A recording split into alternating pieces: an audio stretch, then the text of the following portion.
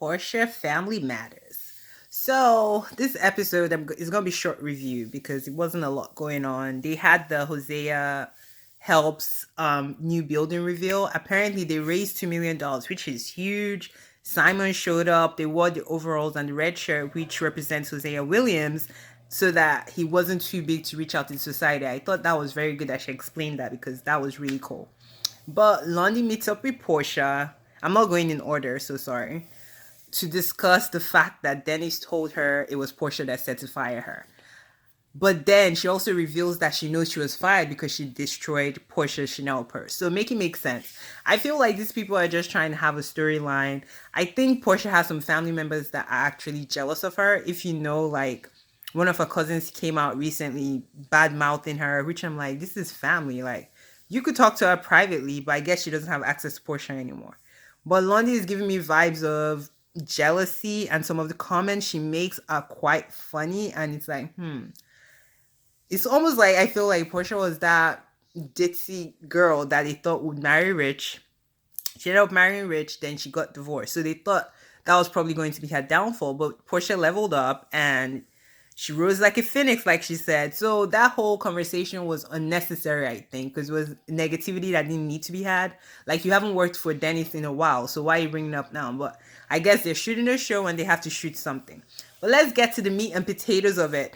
Porsha, well, this is not meat and potatoes. Porsha cooked some Nigerian meat pie for her husband to be, and he was loving it all. Then we get to her and Dennis. And you could tell Porsha came in on 10 because prior to that, like, I don't know how much after this is from Pilar's surgery. Because from the surgery, it seemed like they were getting along. So I don't know what happened from surgery to this dinner. And we're like, what is going on? Because Porsha came in on ready and I was like, why is she so like hot and bothered? Like he's asking her questions. Maybe he did something. I don't know what the context was. He's asking her questions. She's kind of evasive. Like he's asking, where are you guys moving to? Which I'm like, that's probably going to be public information anyway. I'm thinking Buckhead because that's like one of the hottest zip codes in Atlanta. But she doesn't reveal it. Then he's asking her some other questions. He asked her if she got a prenup, which, yes, it definitely wasn't his business. So she calls him out for that. Then she brings up the fact that they're moving to the city and she's looking for schools for Pilar in the city. And he's looking like, what? Why am I not involved? And he catches a feeling.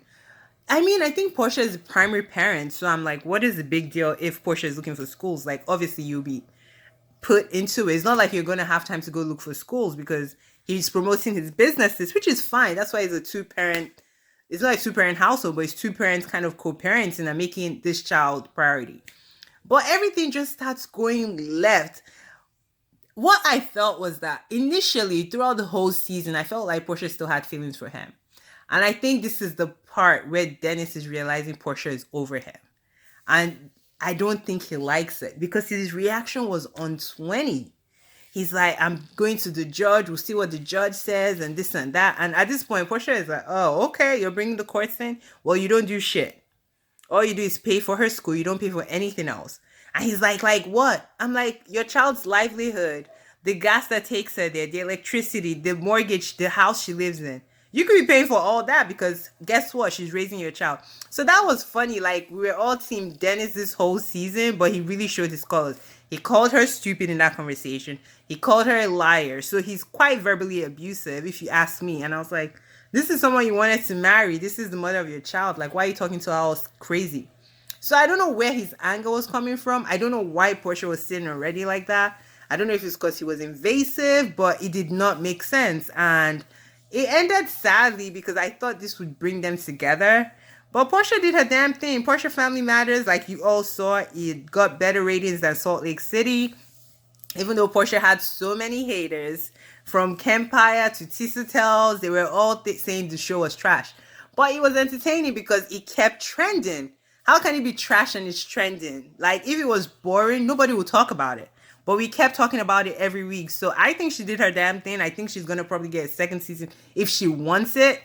But I don't think she has loyal people in her family. So if she's getting a second season, she needs to be sitting already because people are going to come for her. Even Lauren, who she's very close to, was making me side-eye her too this whole season. So I don't know. We'll see what happens next episode. But I guess Real Housewives of Atlanta is coming back. There has been no leaks, which I think is good.